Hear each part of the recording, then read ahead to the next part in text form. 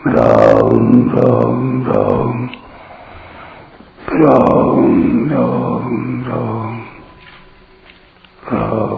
राम राम नारायण नारायण। संबंध। अब आगे के 41वें और 42वें 2 श्लोकों में अर्जुन भगवान से प्रार्थना करते हुए क्षमा मांगते हैं।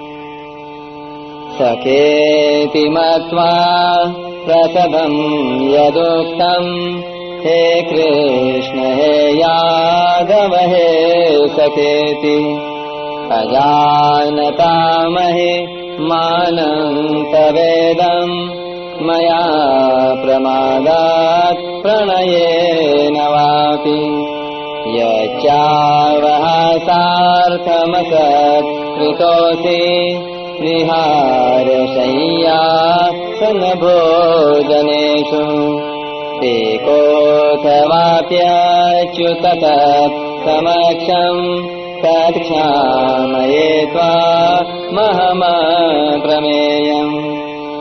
आपकी महिमा और स्वरूप को न जानते हुए मेरे सखा हैं ऐसा मानकर मैंने प्रमाद से अथवा प्रेम से हठपूर्वक बिना सोचे समझे हे कृष्ण हे यादव हे सखे इस प्रकार जो कुछ कहा है, और हे अच्युत हंसी दिल्लगी में चलते फिरते सोते जागते उठते बैठते खाते पीते समय में अकेले अथवा उन सखाओं कुटुंबियों आदि के सामने मेरे द्वारा आपका जो कुछ तिरस्कार किया गया है वह सब अप्रमेय स्वरूप आपसे मैं क्षमा करवाता हूँ। व्याख्या।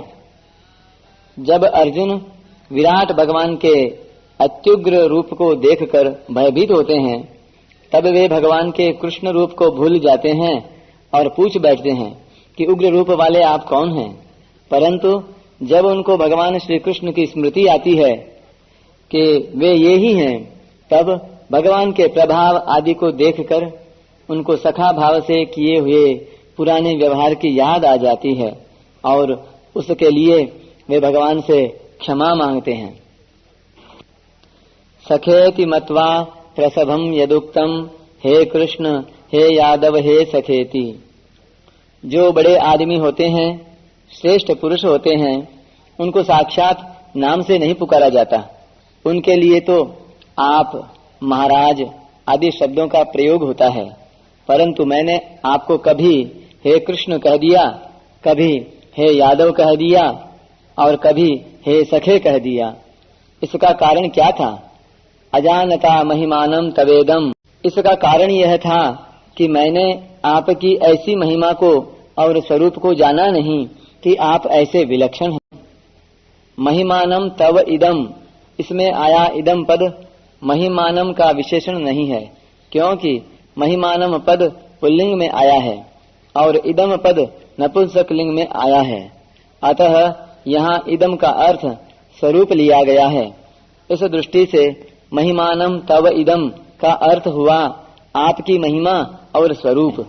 आपके किसी एक अंश में अनंत कोटि ब्रह्मांड विराजमान है, ऐसा मैं पहले नहीं जानता था। आपके प्रभाव की तरफ मेरी दृष्टि नहीं गई। मैंने कभी सोचा समझा ही नहीं कि आप कौन हैं और कैसे हैं। यद्यपि अर्जुन भगवान के स्वरूप को, महिमा को, प्रभाव को पहले भी जानते थे, तभी तो उन्होंने एक अक्षौहिणी सेना को छोड़कर निशस्त्र भगवान को स्वीकार किया था। तथापि भगवान के शरीर के किसी एक अंश में अनंत कोटि ब्रह्मांड यथावकाश स्थित हैं। ऐसे प्रभाव को, स्वरूप को, महिमा को अर्जुन ने पहले नहीं जाना था। जब भगवान ने कृपा करके विश्वरूप दिखाया, तब उसको देखकर ही अर्जुन की दृष्टि भगवान के प्रभाव की तरफ गई और वे भगवान को कुछ जानने लगे। उनका यह विचित्र भाव हो गया कि कहाँ तो मैं और कहाँ ये देवों के देव। परंतु मैंने प्रमाद से अथवा प्रेम से हठपूर्वक बिना सोचे समझे जो मन में आया वह कह दिया। मया प्रमादात प्रणयेन वापि। बोलने में मैंने बिल्कुल ही सावधानी नहीं बरती।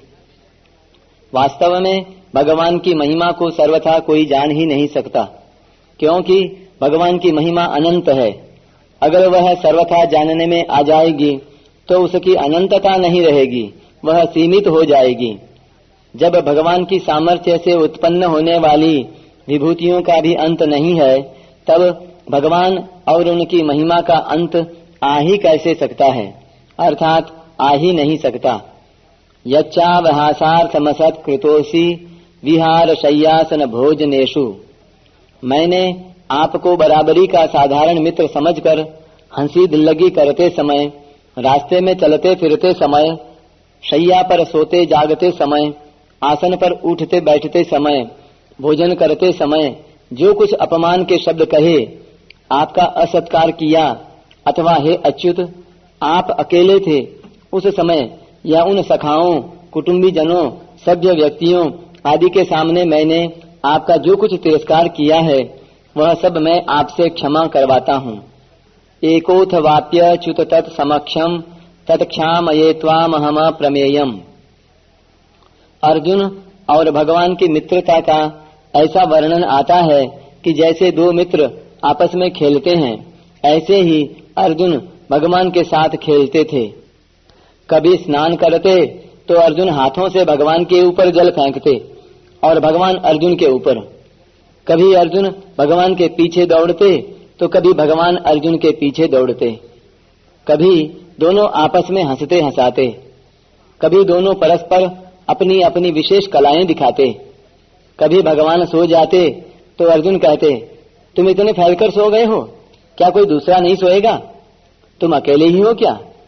कभी भगवान आसन पर बैठ जाते तो अर्जुन कहते, आसन पर तुम अकेले ही बैठोगे क्या? और किसी को बैठने दोगे कि नहीं? अकेले ही आधिपत्य जमा लिया, जरा एक तरफ तो खिसक जाओ।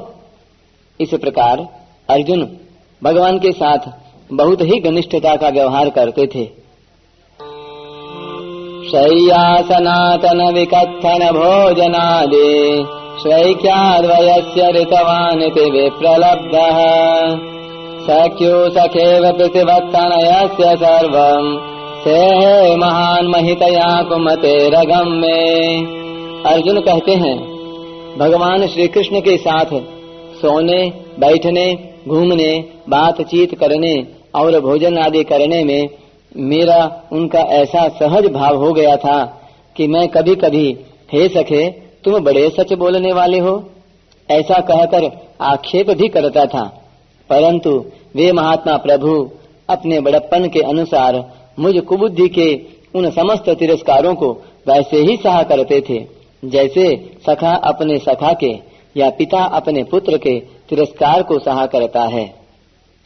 अब अर्जुन उन बातों को याद करके कहते हैं कि हे भगवान, मैंने आपके न जाने ऐसे कितने कितने तिरस्कार किए हैं, मेरे को तो सब याद भी नहीं है। यद्यपि आपने मेरे तिरस्कारों की तरफ ख्याल नहीं किया, तथापि मेरे द्वारा आपके बहुत से तिरस्कार हुए हैं, इसलिए मैं अप्रमेय स्वरूप आपसे सब तिरस्कार क्षमा करवाता हूँ। भगवान को अप्रमेय कहने का तात्पर्य है कि दिव्य दृष्टि होने पर भी आप दिव्य दृष्टि के अंतर्गत नहीं आते हैं। परिशिष्ट भाव। अर्जुन का भगवान के साथ सखा भाव था, पर भगवान के ऐश्वर्य को देखने से वे अपना सखा भाव भूल जाते हैं और भगवान को देखकर आश्चर्य करते हैं, भयभीत होते हैं। उनके मन में यह संभावना ही नहीं थी कि भगवान ऐसे हैं।